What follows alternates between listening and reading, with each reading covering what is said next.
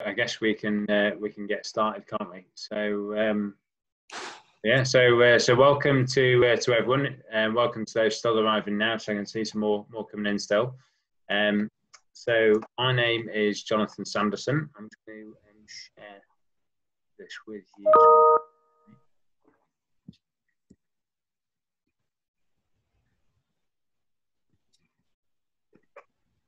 There we go.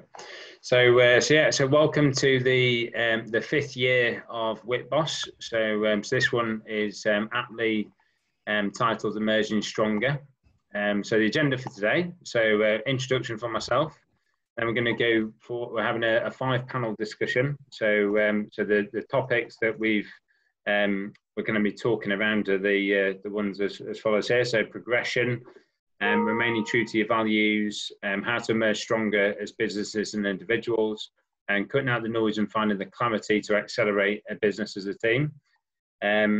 So what we're asking is for people to send through questions as they've got them. We might not be able to answer them all in the session today, but if you've got specific questions to specific people, then the panel are very kindly agreed to answer them afterwards as well. And then close for myself. So I just want to tell you how WITboss came to be. So it began in a coffee shop in Harrogate with an organisation known as WISE, so Women in Science and Engineering, and the CEO was doing a talk, and she was saying, "Stand up if you work in technology." So I stood up proudly as a member of the technology community. Stood up and said, "Stay stood up if you have women working for you." I stood up, and stay stood up if some of those women are leaders. And unfortunately, at that point in time, I had to sit back down, as did most of the room as well, to be honest. So I kind of recognised the issue. She said, "Stand up again if you work in technology." So stand up. So stay stood up if you have a daughter, a niece, or any kind of young budding kind of women coming through. Stay stood up if you'd like them to be able to work in whatever area they want to work in, and stay stood up if you'd like them to work in a leadership position. And obviously the entire room stay stood up, and I realized that there was a problem. So for me, I had a little bundle of joy on the way. So for those of you who attended WITboss last year, you'll remember this position, this picture. So this is Mila now. So this is very much a lunchtime activity. So we're out and about, learning the world, walking around the local area. So she's been the inspiration for this, and I'm pleased to kind of pop this picture up pop up a picture of her for the fifth year running. So that's what this is all about. It's all about kind of working out how to kind of inspire the future generations. So as I've already said, this is our 5th year of running WITboss. The objective is for women to be able to learn from each other, leave feeling educated and empowered. And I'd now like to hand over to Zach, who's going to talk us through our panel discussion. So Zach, over to you. Lovely, thank you. So yeah, my name's Zach, if any of you don't already know. So I normally head up I normally do the BI and sort of data space of Cockayne, but I've known a lot of these inspirational women throughout sort of over the course of the couple of years that I've been with Cockayne. And what we sort of noticed is from these online events, from the typical in-person events that we've been doing, I think people tended to take away the most value from the roundtables and the networking. I don't think anyone's quite got the networking down to a T yet. I've heard about different solutions, but I thought one thing that we can definitely do is have a solid roundtable, or try and simulate as best we can a roundtable. So this time, as opposed to other years when we've done these Women in Tech events, we've tended to focus on women in tech issues, which I think definitely hold their own place, but we thought we'd take a little bit of a different turn this time and have 5 key inspirational women that I definitely rate very, very highly, and thought let's discuss just some challenges and issues that we're facing as businesses and leaders, but from the perspective of 5 women who've made it in their field. So we'll start with a little sort of introduction from everyone, just saying who they are, where they've come from, any sort of key points about the journey if you've got them, and then we'll just get right into it. As John said, if you've got any questions, pop them in the chat, and we'll try our best to get through them as and when we can. So going from left to right, I'll start with you, Zandra. Let's hear it. Well, good afternoon, everyone, and thank you for joining this session. So yeah, I'm Zandra Moore. I'm the CEO and co-founder of PanIntelligence, and we're a data analytics software developer based in Leeds. I've taken the business on a journey from startup to now scale up, raising 4.5 million in November last year in our Series A round, expanding the business overseas. I also am the founder of Lean in Leeds, which is a member network of women who aspire to be the best they can be at any context, at any stage in their life. There's 750 plus members of that, and we run 2 events a month, breakfast events, evening events, now all online like this event. And I have a steering group of 7 incredible women who help to run this network, and that's done all completely voluntary without any funding. So I'm a real passionate advocate of enabling women in leadership roles, and not wanting to be on my own in tech as a CEO for much longer, please. So really, this is great. So thank you, Zach, for inviting me to speak. Thank you for coming along. Marsia, on to you. Hi everyone, I'm Marsia Brancken. I work for Mastek. We are a technology solution provider, a global company with roots in India. So my journey, I'm currently a portfolio director in Mastek, looking after all of our private sector and health sector accounts.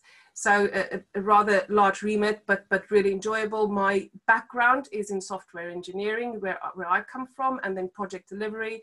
So it's all about the delivery for me. And I've definitely seen a complete lack of women leadership in the sector, and very, very passionate, as Zandra is, to bring women along on the journey, because it's not nice sitting in those rooms all by yourself with all the men around you. Yeah, excited to be here. Thank you very much for having me. And yeah, that's me. Thank you. Lovely, thank you. Yeah, Natalie, on to you. Hi everybody, thanks for joining us. I'm Natalie Lovett, and I'm one of the directors of InfinityWorks. We're a digital transformation company with 4 offices across the UK, about 400 people plus now, and growing, because we're on a bit of a recruitment drive at the moment. We've seen a lot of growth since 2014, and actually, you know, our year-on-year growth is about 68% revenue turnover, so quite a significant trajectory. So, you know, we've got some challenges in particular around scaling, which has meant bringing, you know, more roles into the business. I'm really pleased to say, actually, a number of those roles and a number of the leadership positions we've got are now, you know, we're increasing the number that are held by women in the company, and that balance is coming along really nicely. My role day to day looks a lot like looking after our existing customer base, of which we've over 30 plus customers, as the account director. And then also I head up our public sector side of the business, which is around, you know, how we develop work in the public sector space, which is obviously a busy area at the moment.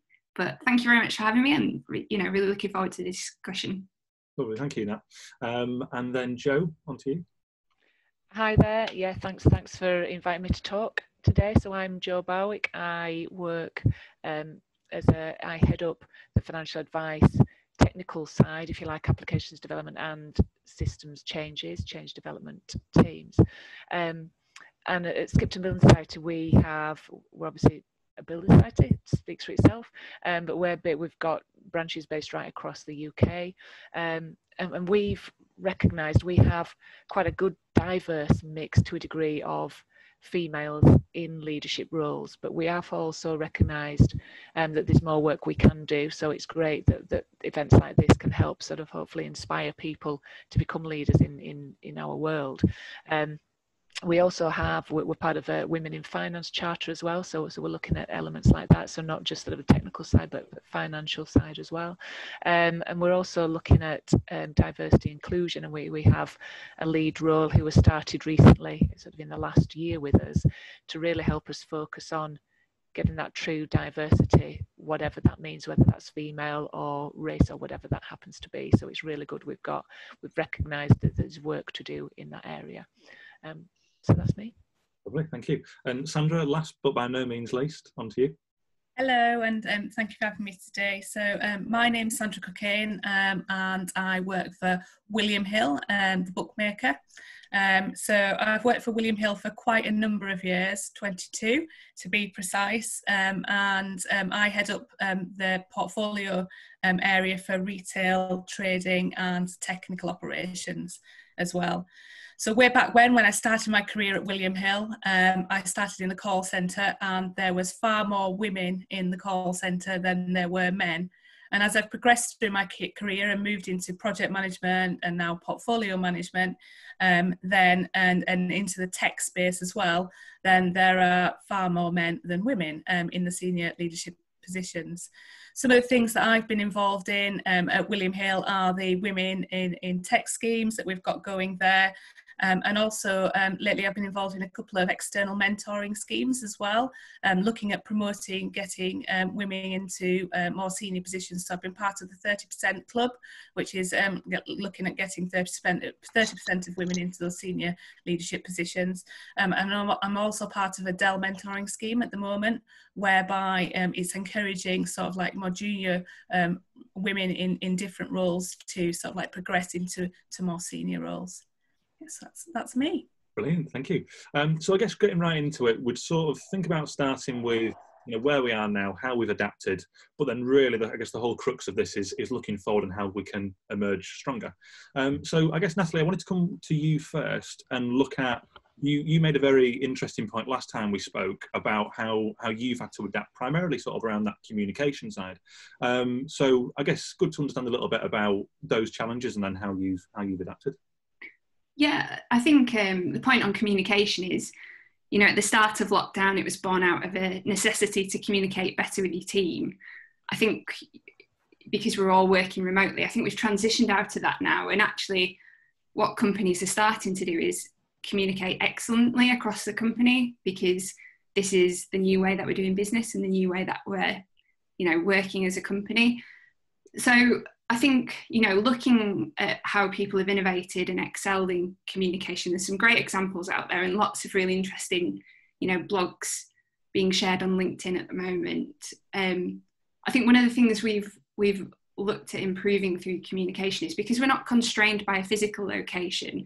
Lots of our kind of what we call our good practice things, so our communities of practice, whether that's in the delivery space, the data space, engineering, those communities of practice are not now confined to one regional office, but they're online, actually. And that's something which the whole company can access, and, they can communicate and share best practice.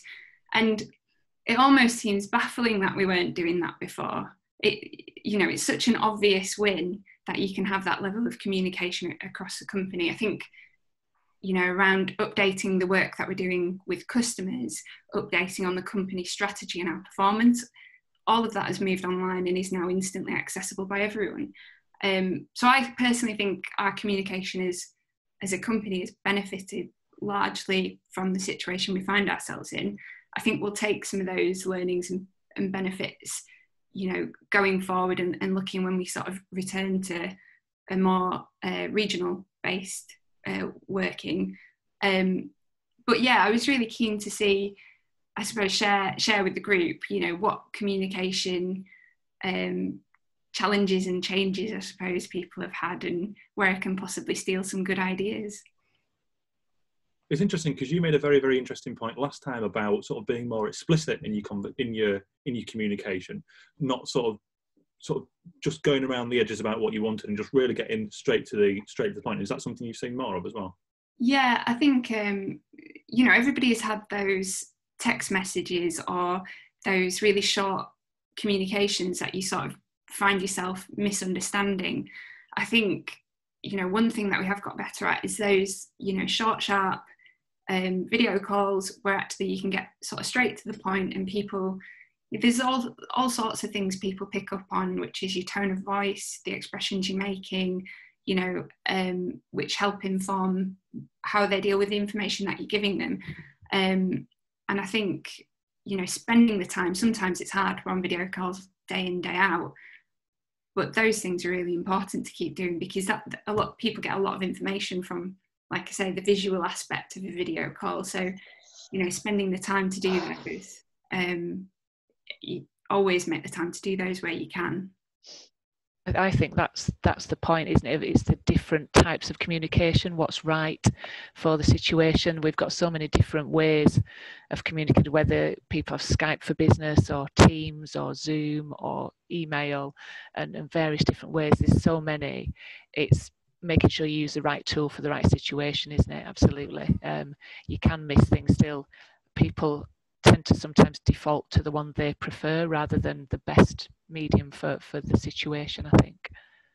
Yeah, when I'm first 2 weeks in, I think I was making a habit of calling our managing consultants who really run the show in the company, to be honest. And every time I did, I felt like they were surprised that I'd rung them just for a 2-minute thing. And I think they were thinking, why didn't you just send me a Slack message? But I said, well, this is better, right? Because you know exactly what I'm thinking. It's not a short message where you're wondering if I'm pleased or if I'm not pleased, but you know exactly the lay of the land, as opposed to it being ambiguous. I think the thing that I've missed with not being in the office is those, you can pick up on feelings, you can walk past and sort of see little things happening that you can just nip in the bud, and you miss a lot of that. So as you said, understands the people's expressions, even tone of voice. The beauty of video calling is you can see that facial expression as well, can't you? Not just when somebody doesn't switch the camera on, I want to see the reactions, not just hear the voice a lot of the time. Yeah. It is the side of the water cooler chats that I miss as well, and I think that the video calls are a great replacement for that as well. So you pick up so much from just walking through the office and seeing people's body language and seeing how people react. It is great to actually see people in person when you're conversing remotely. Yeah, and Sandra, you took the words straight out of my mouth. It's the water cooler moments. It's those little bits of communication that people overhear, they sort of tune into and come and ask you that 1-minute question. What was that about? And just tell me a little bit more about that. That we're having to do more frequent kind of all hands sessions with the company, just to keep everybody alongside one another, so that people aren't sort of left behind on understanding what's happening. But yeah, those little tiny chats, those small moments. There is a balance to that though, as well as so you've obviously, you don't want to over communicate either, because in terms of, you don't want people to feel that you're micromanaging them or in that respect as well. So it is a very, very fine balance, and I think it's adapting to your audience and the group of people or the individual that you're speaking to, and learning what their preference is too in this situation. It's also eliminate kind of thinking, what information do you normally have, and what do you normally know about your team, and then finding ways to maybe ask the explicit question. How do you find out if people are actually okay? How are you doing? In fact, a couple of weeks ago, I sent an email to my direct report saying, you know what, actually at the moment I'm struggling a little bit. I'm struggling with the situation, and I don't quite know what kicked it off, and I need to have a good talking to myself. But I'm struggling, and it's worth knowing that happens. And I need for you to know that I'm not timing your responses on emails, and I'm not checking your online status all of the time. So you need to know that. And if you are struggling, you need to speak to me about it so we can talk about it. And I've had a huge response from that email, because people assume because you're in this position, you will just be okay. And sometimes, you're not. And it was nice getting that feedback from people. I think it's a really interesting point. I mean, Zandra, when I spoke to Charlotte the other week, she made a very clear point about how, with all of the entire company almost, about it being a very clear prerogative of actually dedicating some time in the diary to speak to every single person that is either within their team or wider team. So it sounds like something that's sort of ingrained within PanIntelligence as a company, would you say? Yeah, I mean, we've sort of moved the way we used to work physically in our culture when we were all together to digitally with Teams, and it's worked really well. So we always had one-to-ones with every member of our team, an hour that wasn't about what you do, but it was about the person. How are they getting on, their relationships, you know, their welfare, just things broader than tasks and day to day. So that was always a priority anyway. We've always had whole company meetings every single week, and people that aren't there, it was always recorded and minuted. So it's been quite easy to move that. So we've been able to just adopt exactly the same way of working remotely, but that natural progression to removing that physical presence hasn't felt like it stopped us from being able to do the things that keep people feeling safe and feeling connected, which is actually what it was always about when we were in the office anyway. I just think it's even more important that you don't move those things, that they are consistent blocks in people's diary. And we always have a happy hour at 4 o'clock every Friday, which everyone brings whatever their favourite tipple is. And we always have a quiz. And one member of the team, Morgan, we've had karaoke, we've had quizzes, we've had all sorts of great games. And it's just a finish early on a Friday and a way for people to give people permission to just kind of down tools at a sensible time at the end of the week and disconnect, because it can be quite hard to do that as well when you're working from home for people that you know, we're finding people working longer hours perhaps than they would have done when they're in the office, and actually being in front of a screen for 10 hours a day is not good for you either. So trying to help and encourage people and giving them permission is also part of it. That we've done a similar thing at the society as well, and different teams have different ways, but absolutely it's that recognising some time as a team, that it's not doesn't always have to be a specific work task to talk about. It's time for the team, and also I think when we're talking about is knowing your people, I think it's obviously important whether you're in an office together or not, but even more so I've found outside of us, knowing what works for one person clearly isn't going to work for somebody else. So it's knowing your people and what works for them. It's important. Has anyone found a good replacement for those water cooler conversations? I think we can all agree there's obviously the socials that you're doing that I think have definitely bridged some of that gap. But has anyone had any other sort of creative ideas over these last couple of months that have helped, you know, try and bridge that even further? The one thing I probably have heard is where people have an open hangout. So, for example, you would put a link out there to say, I'm going to be available between these times if you want to drop in. So it's not more of it's not a scheduled meeting or a scheduled one-to-one, but different collections of people will drop into those. You know, I have heard of people doing that. It's not something I've tried myself yet, but I'm working on reducing the amount of scheduled meetings going on. So I think once I've freed some time up, that would be something I'd probably give a go, because, you know, why not? I bet people would join to say hello. A couple of teams within William Hill have done that as well, Natalie. So that they have had those open sessions where, like, the coffee morning type chat things where they've opened it up and people can drop in as and when they want to, and people have found those really valuable, just to sort of like take that little bit of a break away from the sort of like the rat race, if you like, and get in there and actually have a more personable conversation with their peers. Yeah.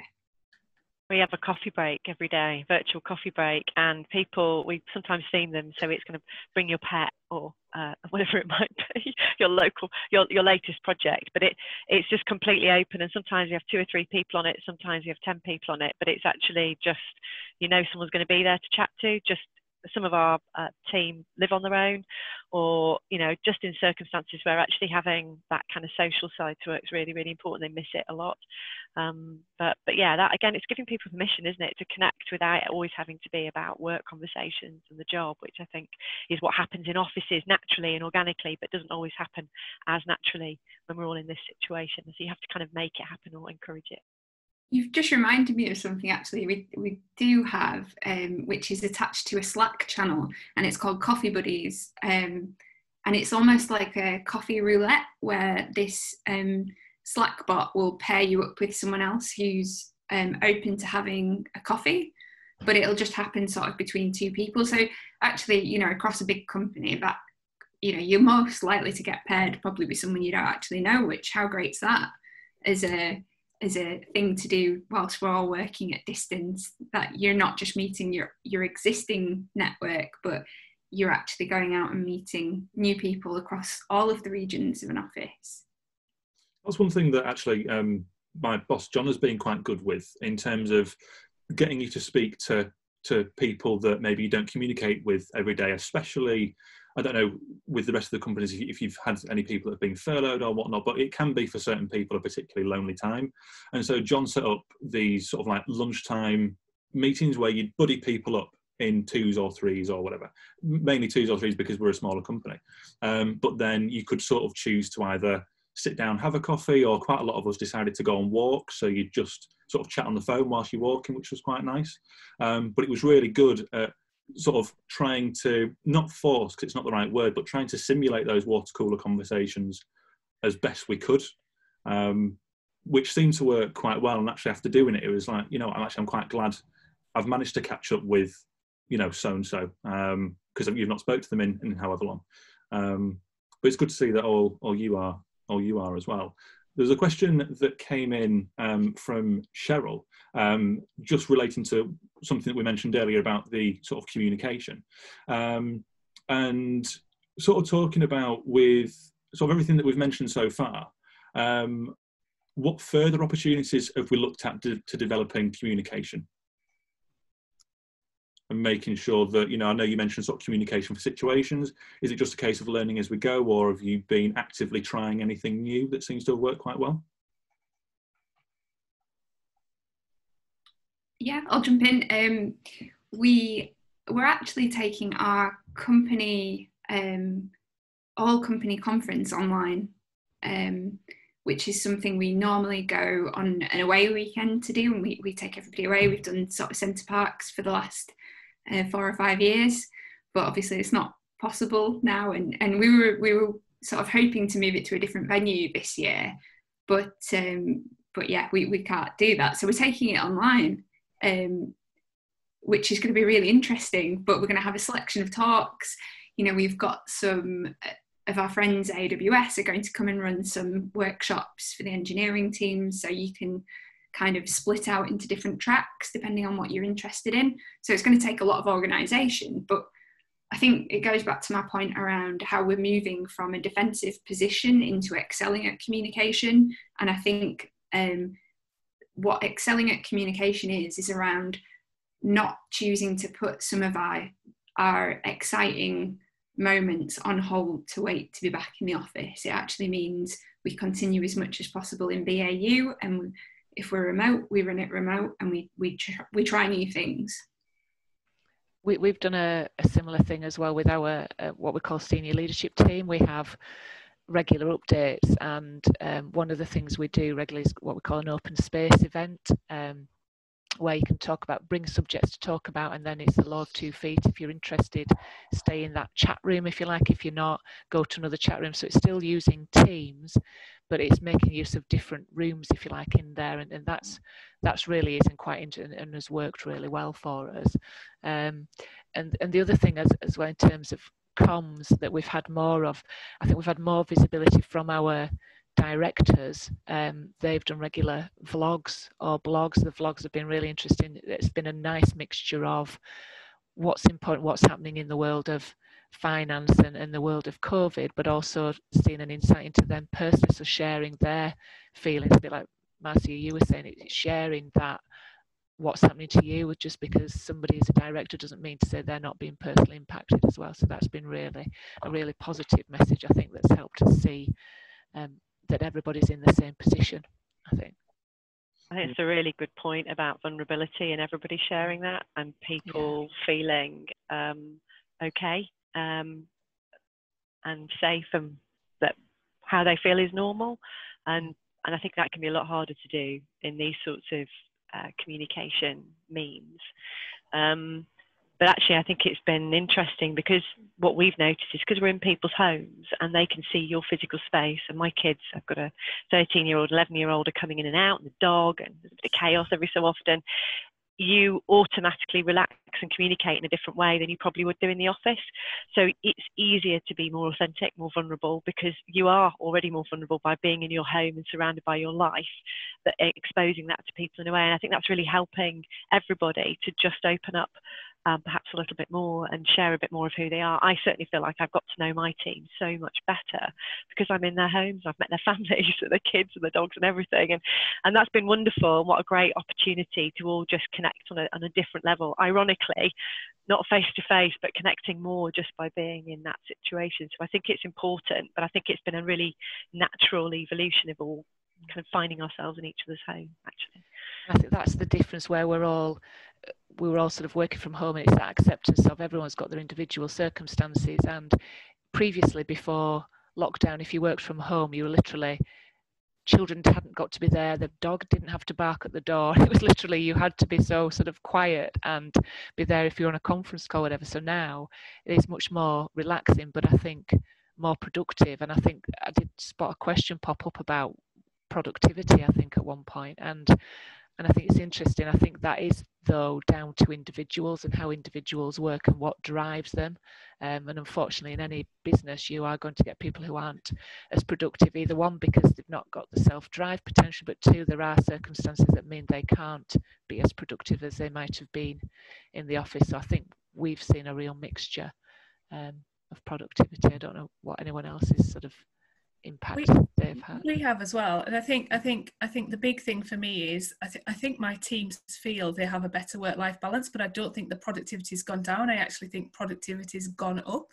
And the little things like going out to hang the washing out or something as simple as that in a break and things is making such a big difference to not just my teams but myself as well. And you know, it is nice to see that the directors are having the same challenges as we are, with the kids coming in and sitting on their knees halfway through conference calls and things, or the baby crying in the background and things like that. And I do like seeing that vulnerability, and I think it's really important that they're showing that as well. And you know, we're all part of one big family, I think, and it is nice to share that with them.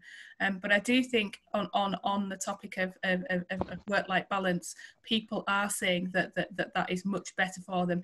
They're not missing the commute into the office. They're not, you know, they're filling their time with other things. They're managing to go out and exercise, which is absolutely brilliant. You know, something that they've put on the back burner because of work and having to travel into the office before, and that's in turn helping their mental health and things like that. So I think it's the working from home thing is working for a lot of people. I'm finding that we have to encourage people though to not take this into overdrive. Don't work just because you can. Don't work because you're at your laptop.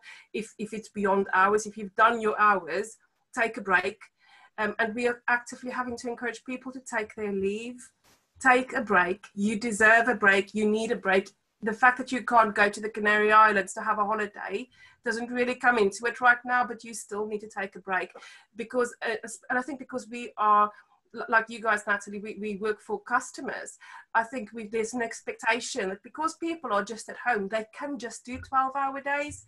So we are trying to caution against that and make sure that people still find a balance and they still find spend time with their children, because it's quite hard when you're sitting with your laptop and you have to kind of tell the children to get on with other things. And in this time, there's no other childcare. Children are at home and we are having to care for them. So again, having that a bit of respect for people, that they have to maybe tend to a child or make a lunch and can't therefore attend back-to-back meetings for 7 hours straight. And I think we've got to lead by example on that point. I think it's very easy to say, no, you need to take your holiday, but if you're not doing the same, and if you're not being seen to take that downtime, and if they see you sending emails at 10 o'clock at night and logging on at all hours, you don't help your team to feel, and they have the permission to do the same. So it's really important that kind of flows from the top. And I know that's an obvious thing to say, but I think that's something that matters to everybody.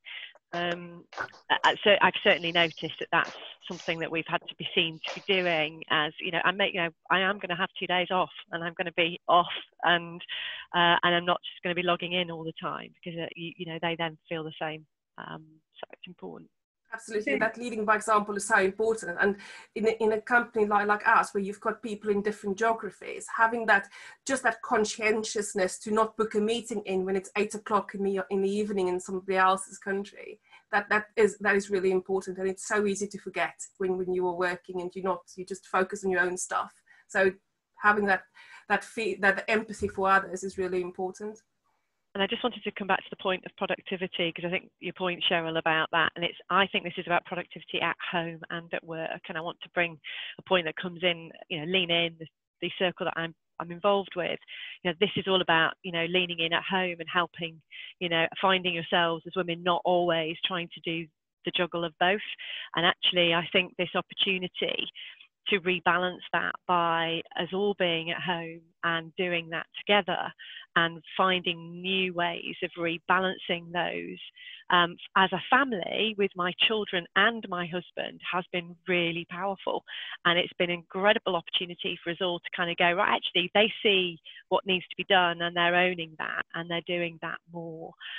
So I think, this is about productivity for me, getting my family productive as well as being more productive at work. And I think for a lot of people, it's a kind of resetting of that, which I think is important too. Do you think people have actually seen this, like you just mentioned then? It's actually helped you out in a lot of ways. And I guess without this actual opportunity, it never would have happened. So a lot of you, are you sort of seeing this now more as an opportunity to grow and change, as opposed to it seeming like what can easily be perceived as something negative and down?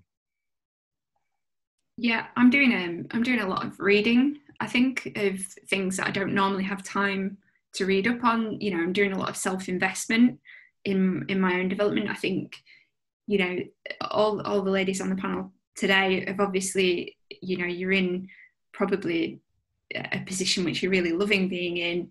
You're quite senior in all your roles, but our learning doesn't stop here. Our propensity to learn and to progress is what kind of got us here. I think if we're all ambitious, this isn't the end point. There's much more things we want to go on to do. So I think it's, taking the opportunity of maybe less commuting and less time in the office to make sure actually, I don't typically start work before 9 o'clock in the morning, because it's much easier for me to start work on time than it is to finish work on time. So up until 9 o'clock in the morning is, I might do an hour's worth of reading on a subject that I want to read on, because it's the easy time for me to fit it in. So I can't believe I'm saying that, because normally up until now I'd be saying I don't have time to do that, I don't have time. But yeah, it's around that, investment now that, we're in a little bit, it's a bit more predictable, I guess, when you're at home all of the time. And in terms of learning, this is an opportunity that's just beyond measure, because none of us have lived through a pandemic before. The amount that we can learn from this is just staggering. What a wonderful opportunity to change things that need changing though, right? And that's what I think this is so powerful in what it's now influencing. I mean, I know that most of us will not ever work in an office full time ever again, and presenteeism, I hope, is eradicated from a lot of organisations and cultures, and therefore you will keep those people in your business that are high value rewarded by giving them the flexibility to have the balance in their life that they so deserve, and them not feel guilty about it, because I think for a long time everybody's felt guilty about it, and as a lot of women work part-time, they've had to for the necessity of their childcare, which has created an unnecessary pressure to try and do everything, the career and the home, but always feel like you're failing at both. I know that's how I felt for many years. I'm sure many of you relate to that. That hopefully with this change gives us a rebalance where everybody knows working from home is a good thing, it's good for cultures, it's good for people, it's good for families, and that therefore there isn't this difference between the needs of people to care for their families and work, to make people feel like that they are somehow doing something wrong or not being present and therefore being treated differently. So I think it's very powerful for women in the workplace. It's a big change. I think we are incredibly lucky in the field that we're in, that we can work from home, and you can work from home as productively, if not more, in a lot of situations than you could in the office as well anyway. So I think it is a fantastic opportunity for us to make sure we don't revert back to how things were before this happened. It's a brilliant opportunity to move forward now and change thinking, as you say, about who you can employ, if you like. You know, we're not restricted by geographical locations anymore. That's widely opened up now. It doesn't matter where you're based at, because we've proven we can work from home, which is brilliant. I think that quite nicely brings us on to, again, a really key point that's true to all of us, but also our, teams that you lead, is the progression side of things. So I guess, Jo, sort of coming back to you, what are things that either you've been doing for yourself or things that you've been encouraging the team to do that, whilst there might not be the promotion opportunities there, what have either you or the team been actively doing to try and progress themselves forward in some way or another?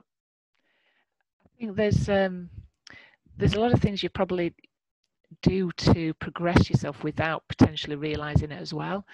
So I think naturally, when you're in situations like this, it's who are the ones who stand out and put themselves forward to pick things up, if you like, that always seeing things that need doing potentially, thinking about the other team members and driving things forward, opportunities, as you say, to learn things, as I say, using time wisely, and learning about things, whether that's in your specific marketplace or you just grow as a person yourself. I think from a progression perspective, it's that looking for those opportunities that are there, as upon retaining that real sort of positive outlook, as opposed to I've just got to go and do this piece of work and I'll just do what I always did. I think it's the right people, or the people who want to drive themselves forward will still do that, whatever situation you are in. So I guess for myself, there are sort of certain opportunities that we're looking at in terms of how we deliver change across the business. Some of that has already been implemented, and we are looking at that from our financial advice perspective, and through that there's always opportunities looking at processes that change, structures that change, that brings with it those opportunities, and jumping on that and making sure that people are clear of what you would like to do. So it's not, so I guess whilst you're in this position, it's a little bit hard. You're not sort of, as we talked before about corridor conversations, you haven't got potentially the same visibility that you might have had in the office, but it's making sure you fill that gap yourself and don't wait for somebody to come and do that for you. Yeah, definitely. What's that sort of meant for, I mean, I don't know if any of you have brought in or planning on bringing in, the more junior people into the company. I mean, when looking at, I guess, in a state where at the moment there's a lot of uncertainty, how have you sort of gone about encouraging and trying to lift the spirits of the team to a point where they do feel like in some way they are moving forward?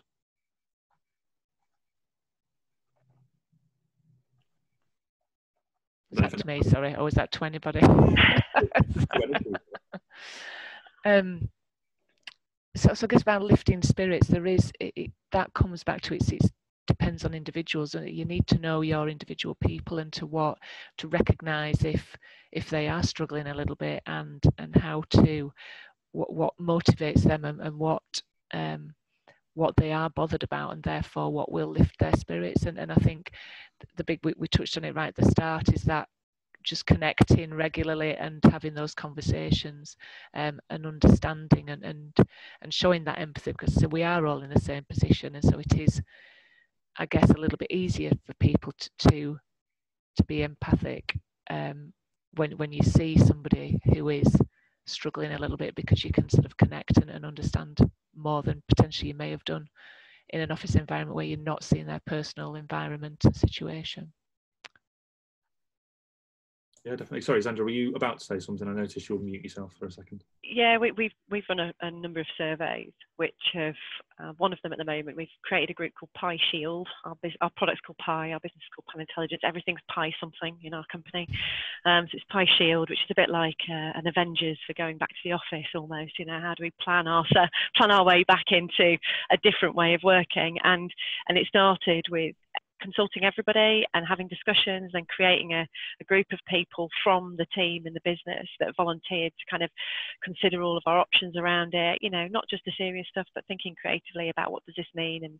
And it's been really good because everybody in the business has felt like they're in control of what next, what now, because it's quite uncertain, you know, what's going to happen, how's it going to be out the other side of this, what's work going to be like, how are things going to change, and actually being able to be involved in that process of conversation, feel like you're contributing to it, feel like you can drive it, helps people to feel a bit more in control, which enables them to therefore feel they can influence it, and that takes all of that fear away in the fact that they're at least participating in a process, and also hearing everybody else's fears are exactly the same.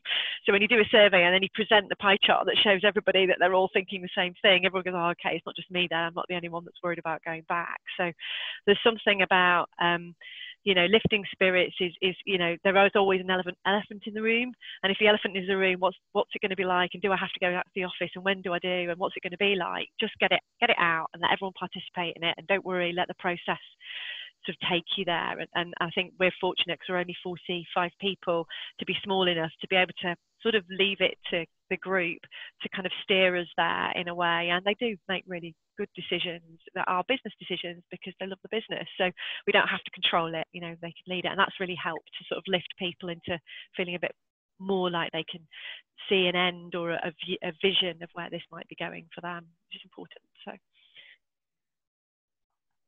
yeah, definitely. I wanted to sort of bring this round to a point, because I think we've talked a lot about sort of empathy for the, you know, people within the team and as employees.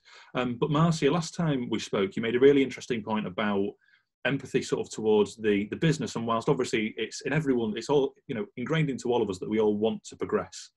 You know, we'd be silly not to, obviously that's something that's key within a lot of you, but sort of having that empathy towards the business as well, and that everyone's struggling. I wanted to sort of get your point on that again. Yeah, thanks, Zach. So the point was about the organisations now, because things are tailing down and we are facing a recession and all of that, we have to take certain measures to ensure that the business survive for as many people as possible. And in that, people need to have just a little bit of empathy for that. So if I do ask somebody to take your leave and not get it all bunched up for December, that I won't be able to pay you out for that. There might be limitations around cash flow and so on. And I've heard things about people wanting to be paid their bonuses because last year's performance was really good. And last year's performance was really good, but you can't say last year was good and then we're just going to ignore for a second everything that's going on around us right now because we want just for us. It can't be like that. You have to have empathy for the fact that the business is having to do everything they can to ensure as many jobs as possible is protected going forward. Because one of our key objectives as a leadership team right now is to say, how do we protect jobs? What do we do to ensure that as many as possible jobs go forward? So, you know, looking into things like the furlough scheme and making sure we get the best out of that. But at the same time, now the government's going to be in a position where what are we having to put back in to ensure that as a country we come out stronger as well? We have to accept that this is a tough time of no one's making, and we have to live through it. You made an interesting point as well about sort of what skin have you got in the game. It's something that within Cockayne, I think we've really all pulled together, and that's been because of a lot of honesty and openness from John about, look, this is the situation. You know, we can't sit here and pretend that everything is fine and dandy. It's not. It is a worrying time. But what that's meant is it's given everyone a slight bit of responsibility to go, right, this feels like not responsibility in a nerve-wracking sense, but you know, I want the business to succeed. And I think that's really important with sort of getting your team on board, is that honesty and openness. I don't know if anyone else has sort of seen similar experiences about people sort of stepping up, maybe. But that's something that we've noticed. I'm interested in Natalie and Joe's perspective actually on this, because I think as a small business, it's quite easy to be visible and have that conversation and manage that conversation and keep everybody along with you. But I think it's a lot harder in much larger organisations. So I'd be just interested to sort of hear your sort of views on how easy that is or is not really. Yeah, over 400 people, it's really hard. When you sort of mentioned, Sandra, the numbers that you have working with yourself, I was a bit jealous then for a minute.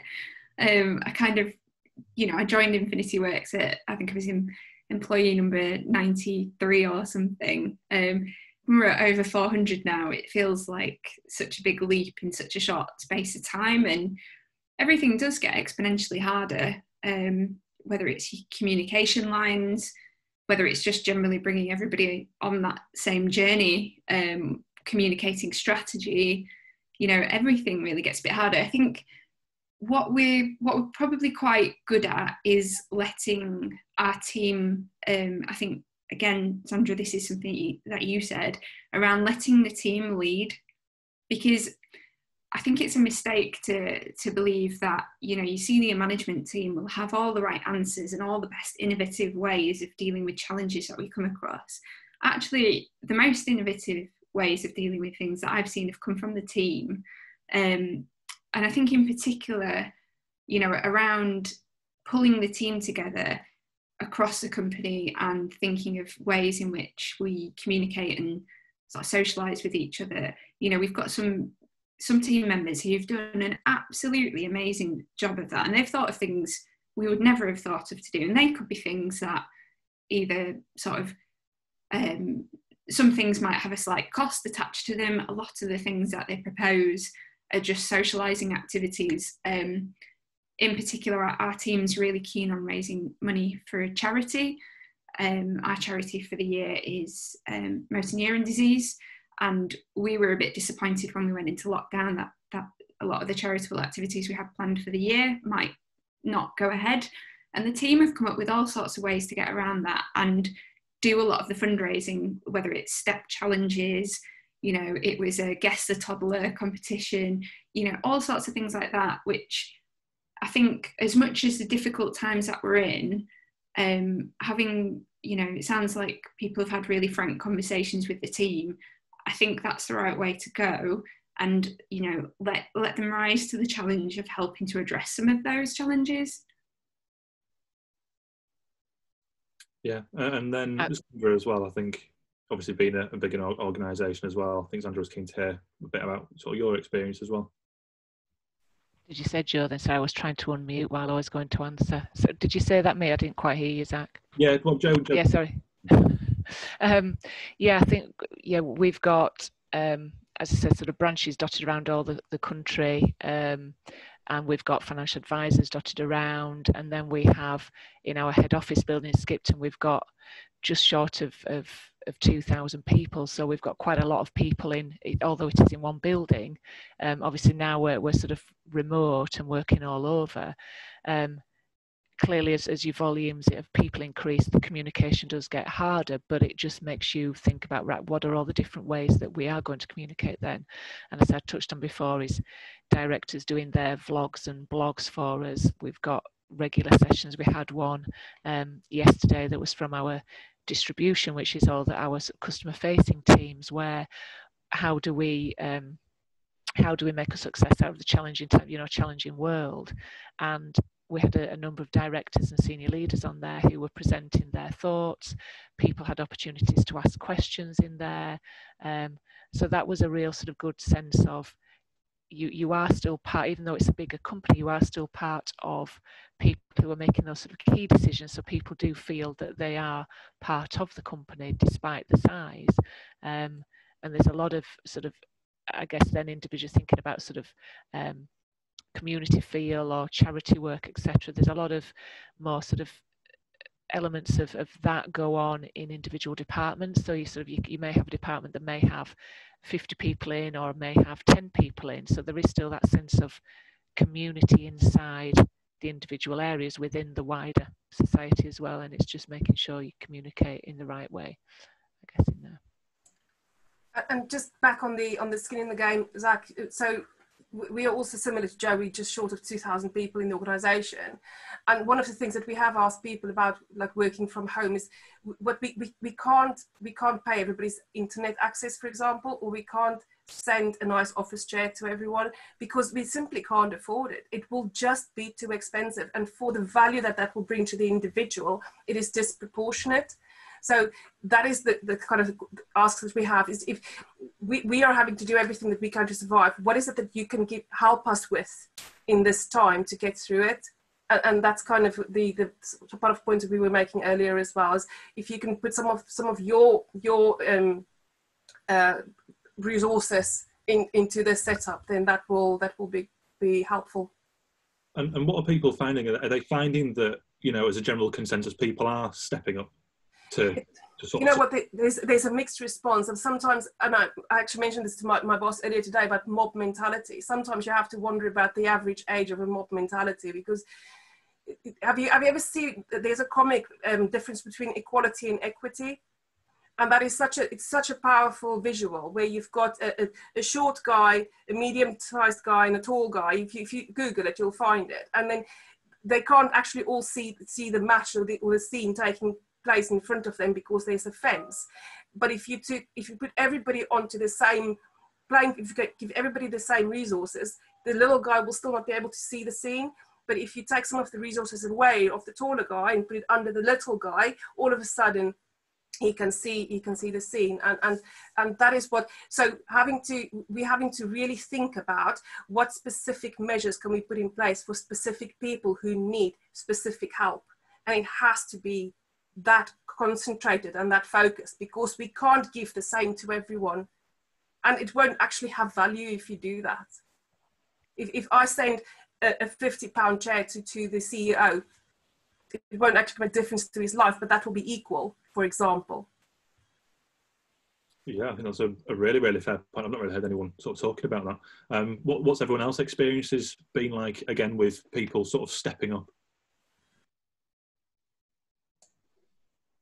I think where people are seeing gaps, and they have stepped up into to roles and things, and they have sort of like you know, stepped into areas where maybe perhaps haven't been comfortable in the past, and they've really stretched themselves and looked at it as a development opportunity as well. So, you know, with a bit of persuasion in some instances, but, you know, people have taken it as a learning opportunity and decided to do different things, which is fabulous. Yeah. We have people emerging as video editors because lip syncing is so big with us right now. I mean, let's just lip sync over everything. Is that for karaoke videos, or is that karaoke videos or work videos, or? Oh, anything. It's like mashup of different songs, and you have your employees lip syncing to it, and then make these fantastic videos. It's very, very cringy, but quite a lot of fun. We even have an anthem, so even the anthem was lip synced. I just wanted to make a point about introverts and extroverts. What we've noticed is that the introverts in our organisation have surfaced because when you're in an office environment, those extroverted characters can often dominate and be quite loud and visible. And when you're in this sort of communication infrastructure, actually you are sort of measuring some of that, and we're finding that our introverts they're more visible, interestingly, and I think that's really powerful. And I think for women and for introverts, I think that's an opportunity for us to be more visible, because it levels the playing field and quietens the noise a little bit as well. Yeah, I love that point. I'm glad to hear that, you know, you are feeling that in a certain way. Are you finding that that's across the board, in a sense, that everyone's finding their own groove and sort of what works for them? I don't think it works for everybody, and there are people that are really struggling, that need that human interaction and that social connection, and the extroverts do a bit more. So I think they are the ones kind of really finding it harder, in my experience in the team. The sales guys and sales girls, so to speak, are struggling a bit more, but my developers are thriving. Productivity, they're surfacing, their voices are louder, they're contributing, they're engaging differently. So it has sort of shifted the culture a little bit, but it's been healthy, and it's been probably appropriate for that to happen. But I think a longevity of period of social sort of disconnection for those extroverts could be kind of long-term quite harmful. So I wouldn't want it to be forever, but I think it might just shift the balance a little bit of voices in the business and how confident people feel, or those that are extroverted waiting to give space to others that perhaps they've not given or listened to before, because they know they've got something important to say. If that makes sense. Just conscious as well. Sorry, Zach. No. We're just looking at how we're going to maybe use our offices different in future, where offices will be more collaboration spaces rather than places you go to work. And I think that will also help for the introvert-extrovert balance, because at the moment the extroverts are missing that interaction. So you can't say we're going to stay like this forever. When we are able to get back to a social environment, an office environment, we're going to have to do that, because we do need to cater for everyone. But certainly there would be a balance. It won't just be a place you go to and then have meetings from there. You will be there for specific reasons. Yeah, definitely. I'm just conscious that people are starting to log off, and I imagine obviously you guys are all very, very busy as well. But I appreciate that we could probably go on forever. I think it's been a really, really great conversation. We obviously have recorded it and we can send it out to everyone. I've noticed there's quite a few questions, so if we can at some point have a look at those, and if anyone's got anything interesting to say, then that'd be perfect. But I know, John, you wanted to have sort of some closing. Yes. So yes, I wanted to leave you guys to have the conversation, but I think it's been an absolutely amazing session. I'm really, really pleased about where we are now compared to where we started with WITboss as well. So in my opinion, so that the world of work has fast forwarded 15 years within the space of 3 months. I think that's what we're seeing right here. Many people have wanted to work from home, and it's been possible. I totally agree as well. So, like I said, my daughter is the star of the show for me for this session anyway. I've also got a little boy as well, so being able to work from home is definitely adding some benefit. And I do think it's amazing what we can do in the face of adversity. So I spoke to a CIO a while ago who said that if they're a 300-person company, he said that if they were to write a policy to work from home, it'd have taken them 9 months to do it, and they did it in a week. And I think that when we're up against it, we can do amazing things. And I think that's I think it's a credit to the human race how kind of quickly we've adapted to this, but also what we can do in the future as well. So I'd just like to say thank you very much to our panelists as well. I really, really appreciate your time. And thank you very much for everyone who's attended today. We will try and get through as many of these questions as we can. But if anyone wants to kind of make contact direct, then feel free to do so as well. But thank you very much. And thank you very much to Zach as well. So yeah, very well done, Zach. An excellent session. Thank you very much for that. No, thank you for all being a part of it. Yeah, I'll let you all get off, and I'll catch up with you all, I'm sure, over the coming days anyway. Cheers. Thank you very much. Thank you. Later. Bye. Bye-bye.